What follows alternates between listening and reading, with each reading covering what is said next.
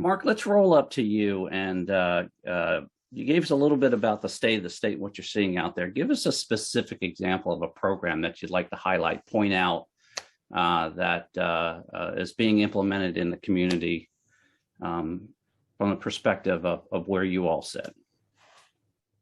Yeah, so the program that I'd like to highlight is the one we've been working on for over a year now. It's the Department of the Air Force and their CNAP program. The CNAP stands for Cloud Native Access Point.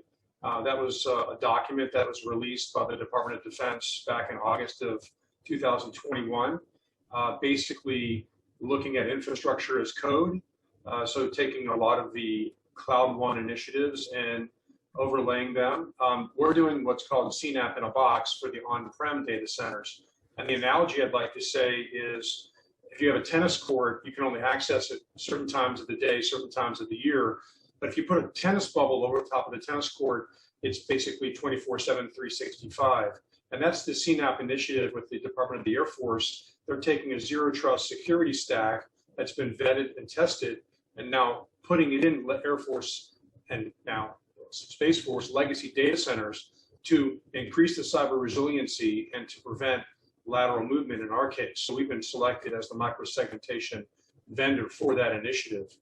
We've now got we're involved in 3 projects. We're on production networks, and we feel that they're going to roll that out even more in this federal fiscal year 22. My estimation is, based on talking with many people in the federal government, both in the civilian and military and intelligence areas, the Department of the Air Force is about 15 months ahead anywhere else out there right now. Doesn't mean that anybody else can't catch up, but they have taken a lot of initiative.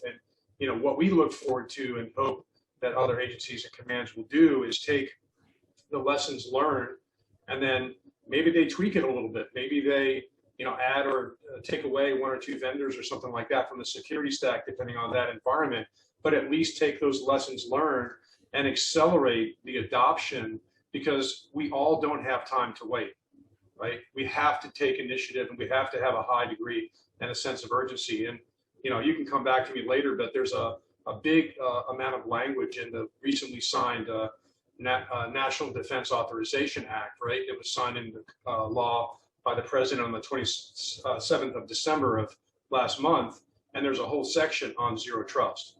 And I believe there's a section in there on how the DoD needs to work with CISA, which is obviously the lead agency inside of the civilian area, but also one of the top 3 in the government in general, pushing cyber and zero trust.